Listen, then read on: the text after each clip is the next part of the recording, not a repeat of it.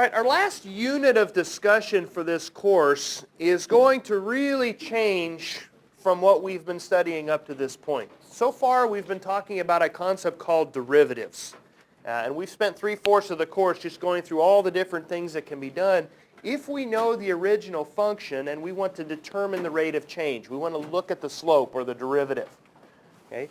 This last unit exposes us to a different branch of calculus where we start with the rate of change or the slope or the derivative, and we work backwards to find the original function. Okay? And appropriately enough, this process is called taking the antiderivative of a function.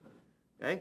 And so we're going to be working the opposite of the derivative in this last unit. And it's going to take us a day or two because we're going to be so used to working through functions one way, we're just going to have to completely reverse our thought process to go backwards in the other direction. Because there's a lot of situations where we know how things are changing and we want to find out, well, what does that mean? You know, if I know what my interest rate is on money in the bank, I know how it's changing, and I want to work backwards to figure out, well, how much money am I going to have in the account after this many years? That would be an antiderivative type problem. Okay? All right. We're going to start with just really basic questions on antiderivatives here today, just working backwards on some of the more basic type functions here. Okay? What if I told you that the slope of a function was equal to 6? So I tell you that the derivative of a function, or the slope, is equal to 6. Can you tell me what function that came from? What equation or what function has a derivative of 6? 6x, exactly right. Okay? And this is what's going to be different. We're going to have to think backwards the other way. You know, we're going to have to try to think, okay, if I knew this, how could I come up with an answer of 6? Well, in this case, it would be a 6x. Okay? Let me give another example. Okay? What if I know that the derivative of a function is 2x? What function has 2x as its derivative? X squared, sure. Okay? So the f of x in this problem would be x squared. Exactly. Okay? What if I gave you this one? The derivative of a function is e to the x. Where did it come from? E to the x. Okay? This is the one where the original function and the derivative were exactly the same. And so e to the x's antiderivative is e to the x. Okay? And so like I said, it's just going to take a little bit of getting used to. But if we know the slope, it's not impossible, and in some cases it's pretty simple, to work backwards and find out where did this come from, what was the original function. Okay? Now, I want to quantify this, or I want to say one more thing about this, in the fact that if I know the function is 6x, I only have one derivative. The answer has to be 6. Okay? That's not necessarily true if we go the other way. If I have a slope of 6, this is not the only equation that has it as its derivative. And I'll just pose it open-ended for right now. We'll see if anybody can figure it out. Can you think of any other equations that might have a slope of 6 beside this one? Okay, good, yeah. What if I add a number on here, like 6x plus 7? Does that also have a derivative of 6? And the answer is yes. And the reason is because we can always add a 0 out here, and there's a whole bunch of things that have a derivative of 0. And so I could have 6x plus 7. I can have 6x minus pi. I mean, I can have all kinds of functions, okay, that have a derivative of 6. So what we will do to just kind of illustrate this mathematically is we're going to say that the original function is 6x plus capital C, standing for some constant number. So we don't care what this number is, but if I take its derivative, I will still get 6. So all these questions down here, if you just put a plus C on the end of them, okay, that's the correct answer because we can always add a constant and we still get the same slope. All right? Good. Okay. Now, what this process is called here, when we add all this on here, it's called a family of derivatives because they all pretty much have the same setup, not derivatives, but family of antiderivatives. Okay? They all basically have the same setup. It's just that that very last number at the end can be changed. Okay? So we've got this family of antiderivatives. I want to show you the language that the book uses, or the symbols that they will use, because it's a little different. I would assume just write the question this way and have you give me f of x. But the book writes it a little differently here. Okay? They'll write it this way. They'll say that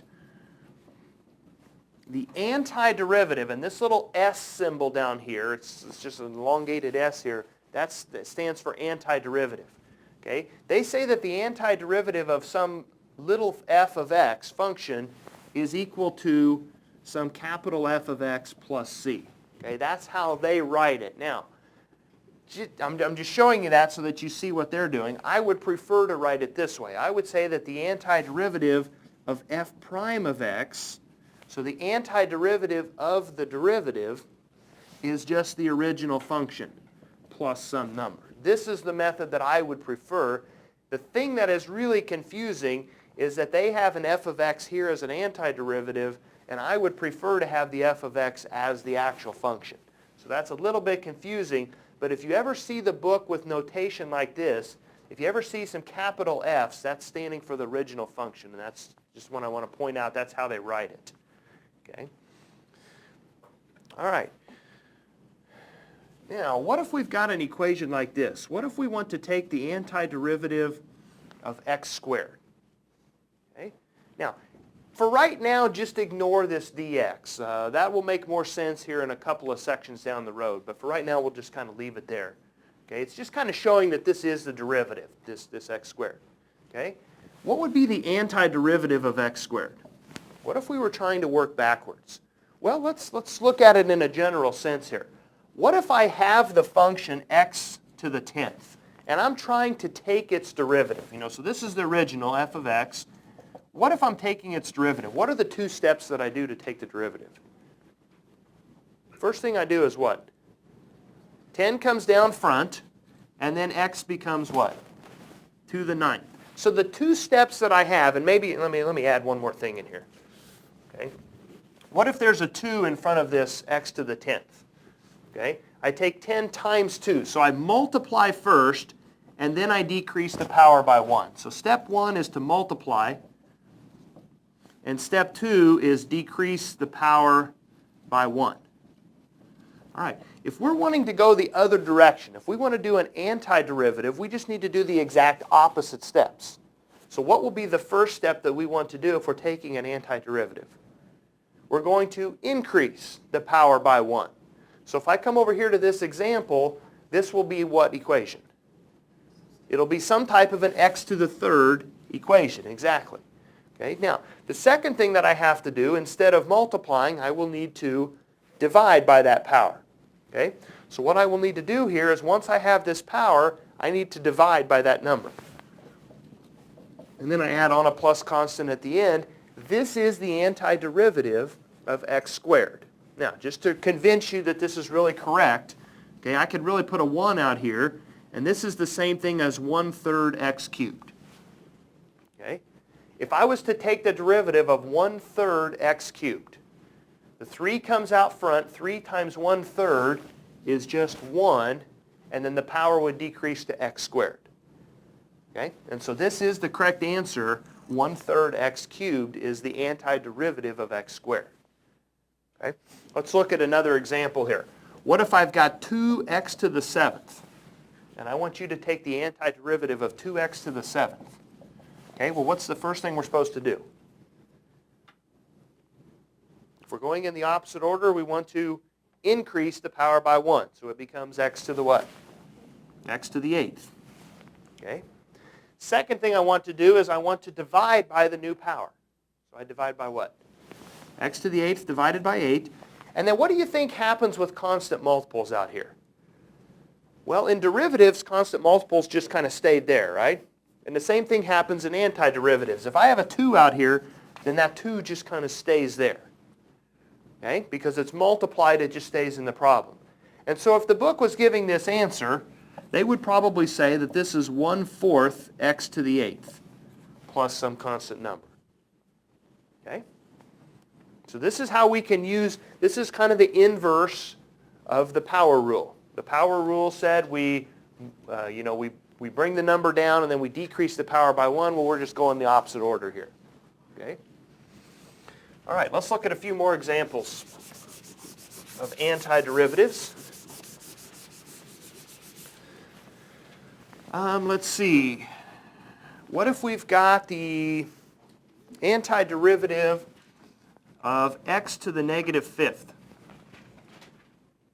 Okay? What if it's negative powers? Well, we still do the same process. Okay, what's the antiderivative of x to the negative fifth?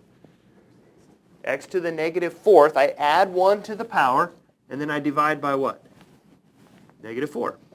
Okay, here's my answer. X to the negative fourth divided by negative 4 plus a constant. It could be rewritten a little bit to have positive exponents, but you don't have to. Okay, what if I've got this? This one's a little harder, but square root of x is the derivative. Where did it come from? What was the original function? Okay, well definitely I want to think about this as x to the 1/2. Okay, now what do I need to do to this power? Add a full unit. So if I add a full unit, it's x to the what? 3/2 or 1.5. Right, this is 0.5, so if I add a full unit, I'm up to x to the 1.5, and then I divide by what? 1.5. Plus a constant on the end. This is the function that this came from. Now again, the book may rewrite it. They may not write it this way. Okay? It may be written like this. They may change that to a fraction. Because this was a fraction, they may write their answer as a fraction. And then dividing by 3 over 2 is the same thing as multiplying by 2 over 3. And so these answers here are equivalent. I just want you to be aware of that if you're working an odd-numbered problem and you think this is the answer, but it looks like this in the back of the book. These are equivalent to each other. So you have to be a little bit able to manipulate some things around to see if they're equal to each other. Okay. All right. Next example here. What if we've got the antiderivative of 8x minus 5 dx? Okay. So what if we have more than one term in an antiderivative? Okay. Well, what did that mean for us in derivatives? What did we do if we had addition or subtraction?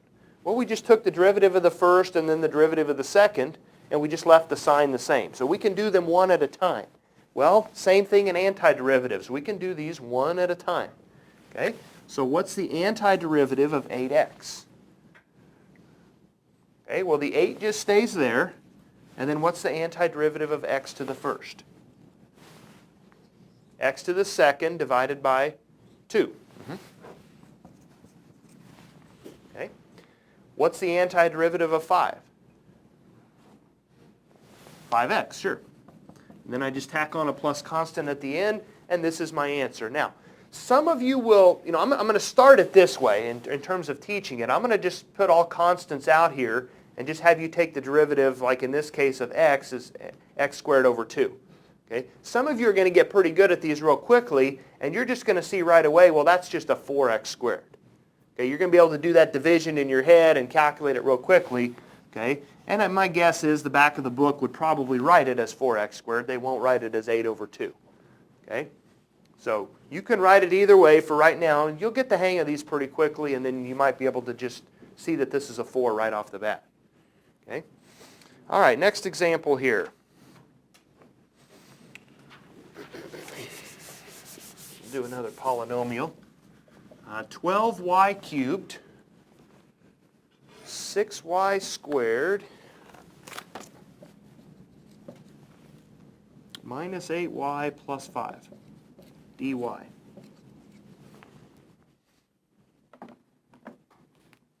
right, we want to take the antiderivative here. Okay, what's the first piece's antiderivative? Okay, for right now, I'm just going to put the 12 here. Again, I know some of you might be able to jump past this step, but then what's the antiderivative of y cubed? Y to the fourth divided by 4, sure.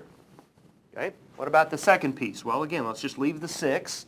What's the antiderivative of y squared?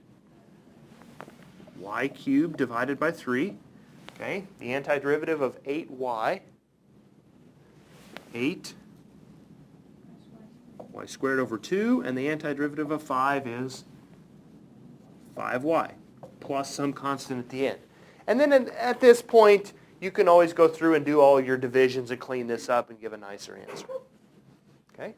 All right, very good. So polynomials are very simple to take antiderivatives of. Okay? There's not much else we need to do with those. All right, what if we look at an example like this, though? Antiderivative of x squared times x cubed minus 2, we'll just leave it at that.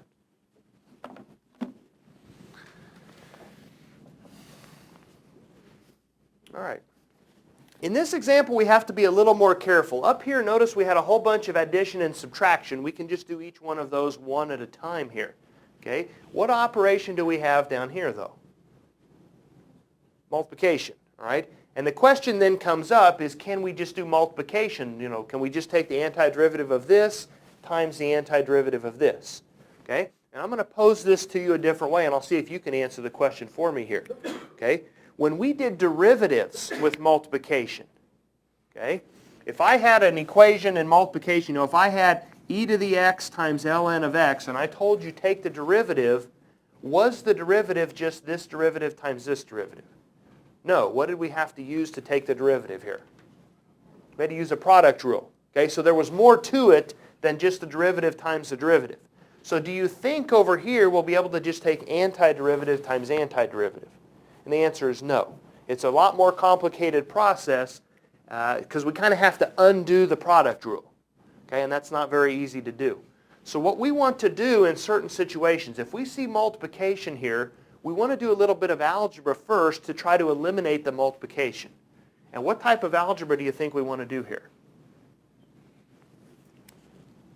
What type of algebra could I do with this so that I get rid of all multiplication in this problem?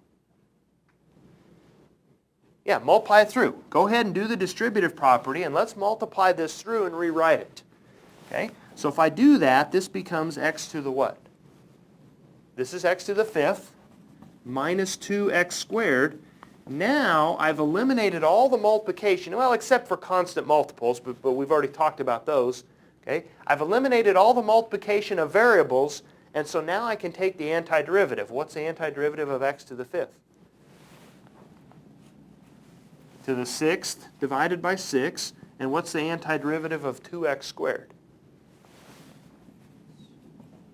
2x cubed divided by 3. And then we got a plus constant on the end, and this is our answer. So if you ever see multiplication within a problem, you need to get rid of it first and then take the antiderivative. You know, you might need to do some algebra to begin with. Okay?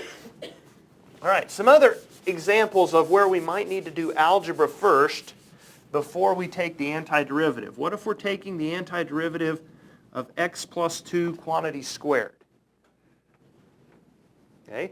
Well, again, this is a situation where if we were taking the derivative of something like this, we'd have to use a chain rule, right? We'd pull the 2 out in front. This would all be to the first, and then we'd have to look inside the function. Undoing the chain rule is not the easiest thing to do. We'll work with some of that next time. Okay? So what we want to do is do some algebra first. Can we do something? Is there a way we can rewrite this so that we don't have to undo a chain rule? Well, yeah, exactly. Let's just go ahead and multiply this out. Let's take x plus 2 times another x plus 2, FOIL the whole thing out, and then we don't have this multiplication anymore.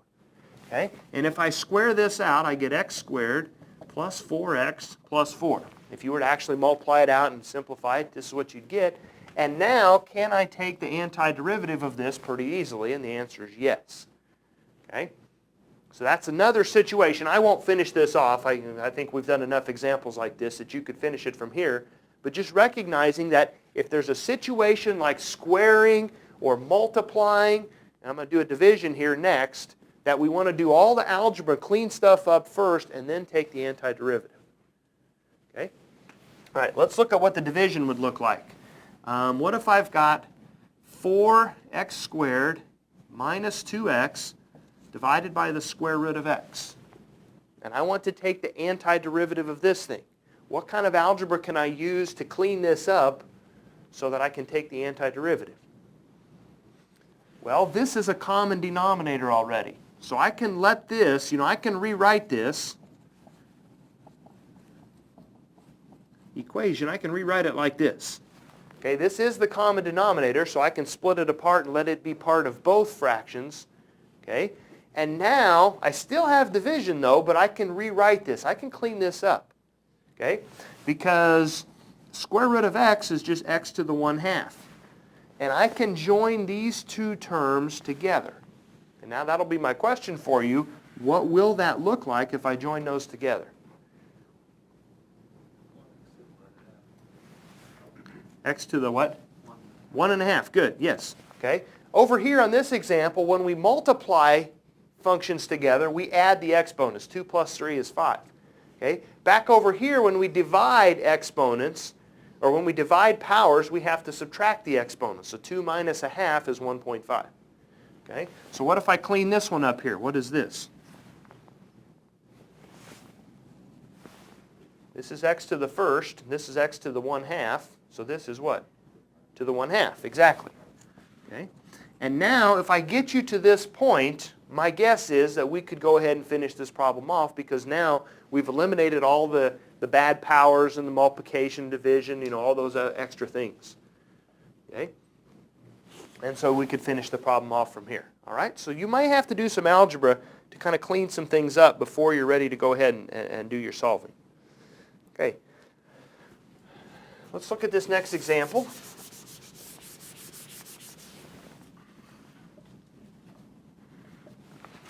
Antiderivative of 3 over x plus 4e to the minus 0.5x. Okay, a couple of new situations that we have not run across yet. All right, to begin with on this one, if we ever have like 3 over x or 3 over x squared or any of those types of equations, how do you think I probably want to rewrite them? To the -1. I probably want to rewrite it in that form. Okay, move it up to the top. Now, what do we do for antiderivative? Well, the 3 just stays there. And what do we do to the power? Add 1, so it becomes x to the what? X to the 0. But then I divide by what? 0. Okay. And this one creates a little bit of a problem for us, in the fact that we get x to the 0 divided by 0. Now, the x to the 0 is not a problem, because that's just a 1. But this is a problem because we're dividing by 0. Okay. So this is the one case where if we rewrite it as this power, we're still going to have a problem. Okay? So this will not work on our situation here. This is the only time it doesn't work. Now, my question is, think about it this way. Okay, let's just ignore the 3 for right now. Let's just imagine this was a 1. 1 over x. What is that the derivative of? That's natural log's derivative, right? Okay? And so we just have to remind ourselves that, oh yeah, this is natural log's derivative. So if we're working for the antiderivative, it would look like 3 times the natural log of x. Okay? Because the antiderivative, the 3 is a constant, so it just stays there. 1 over x has as its original function ln of x. So if you're working through a problem and you ever just, you kind of get on a roll and you start working through these, if you ever get division by 0, you probably just need to think, oh yeah, that's the natural log one. Okay? That's ln. Okay. Over here on this second one, 4 is a constant, so it just stays there. Okay, now this situation kind of has a chain rule involved in it. Okay, and let me just review some stuff here. Off to the side, if I had e to the 2x and I wanted you to take the derivative of it, if we were going in the forwards direction, what would be the derivative of e to the 2x? E to the 2x times what? Times 2, because our chain rule up here is a multiplication by 2. So what do you think needs to happen if we're going the other direction? Instead of multiplying by the chain rule, we're going to do what? We're going to divide by the chain rule, right? Okay, we're just going the other direction. So the antiderivative of this is e to the minus 0.5x, and then divided by what? Minus 0.5. Exactly. Okay? So we've got a couple of situations. This one actually is a chain rule that we can undo fairly easily. Okay? We just have to, instead of multiplying by the chain rule, we've got to divide by it because we're going the other direction. Okay? Now, my guess is the back of the book would do something like this. 3 ln of x. 4 divided by 0.5 is 8. E to the minus 0.5x. and then plus a constant. This would probably be what the back of the book would have as its answer. Okay? All right, good. So now we've seen how do we undo natural logs, and we've seen how do we undo exponential functions. The antiderivative is just this, but we just divide by that chain rule. Okay? All right, now the next step in this process is that there are certain times when we also want to solve for this constant c. Okay? We don't necessarily always just want to leave it as a c. You know, we may have enough information where we can solve for that number. Okay? And the example that I'll give is this one. They say that the slope of some equation is 6x squared plus 4x plus 3. Let's change, this is a minus, sorry. 6x squared minus 4x plus 3. And they say that the point 0, 1 is on the original curve. Okay? And they want us to go ahead and find the equation of the original function. Okay? In other words, they want us to find the f of x here. All right? So what do we need to do to get from f prime back to f? Well, we need to do antiderivative. Okay? So what's the antiderivative of this term right here? 6x cubed divided by 3. This one is 4x squared divided by 2, and this one is 3x, right? Okay? But then we always have a plus constant on the end. Okay? The thing is, though, we know that the point 0, 1 has to be on this original curve. So in other words, I have the ability now to sub in zeros for all my x's. I have the ability to sub in 1 for the y value, and then I can go back and solve for the constant. I can see what that constant has to be. Now this one's really easy because x is 0. If I sub in 0 here, here, and here, what does the constant need to be so that this totals up to 1? Constant has to be 1 because these are all zeros. So I can see that this constant would have to be a 1 to be able to make this work. Okay? If they gave us a different point, if they said that, well, it's on the point 1, 2, well, then we just have to sub in 1s everywhere and find out what do we need to add so that we get a total of 2. Okay? And so if they ever give you information like one of the points on the curve, you then have the ability to solve for that c at the very end of the problem. Okay? And so they would probably just rewrite this as 2x cubed minus 2x squared plus 3x plus 1. Okay? That'd be your original function. Okay? We can also do the same thing with business or economics problems. Okay. The example is that the marginal cost is given by 0.2 x squared plus 5x, and it says there's a fixed cost of $10.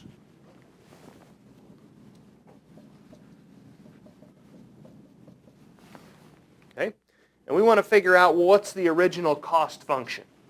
Okay? We know how the cost function is changing. Can we go backwards and get the original cost function? And the answer is yes. Okay? Now let's go ahead and start with the antiderivative. Then we'll talk about how this 10 comes into play for us. Okay? All right, what's the antiderivative of the first term? Okay, and then plus 5x squared divided by 2, and then we've got a plus constant on the end. Okay, now when they talk about a fixed cost, that means that that's the cost, if in this problem x is like the time unit. Let's say that your air conditioner breaks down and they're going to charge you to come fix your air conditioner. Okay, there's two things that usually are charged. One of them is a fixed cost, and that's just the cost they're going to charge you just for coming out to look at the thing in the beginning. They might say, well, I'm going to charge you $50 just right off the bat. And then once they get out there, then it becomes an hourly charge. If it takes them 2 hours to fix it, they'll charge you a certain amount. If it takes them 3 hours to fix it, they'll charge you a little more, and so forth. Okay? So that's called the variable cost. Okay? Well, the variable cost is the one that's got all the x's in it. That's the one with the time in it. Okay? The fixed cost is this variable out here at the end. Okay? In other words, what we see when we see a fixed cost is that we have an ordered pair like 0, 10. times 0. In other words, even before they come out to start working on your air conditioner, they're going to charge you this fixed cost of, say, $10 or $50 or whatever the problem is. Okay? So if we sub in zeros for these, what's our variable here for C? This will just be a 10, right? Okay?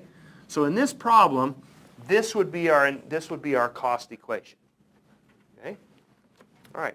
Another example here from economics. What if we've got this one?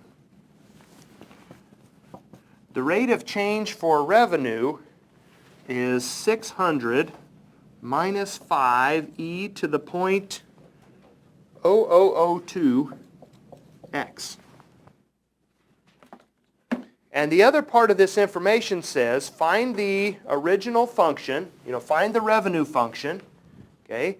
And remember that if 0 items are sold, how much revenue do we bring in?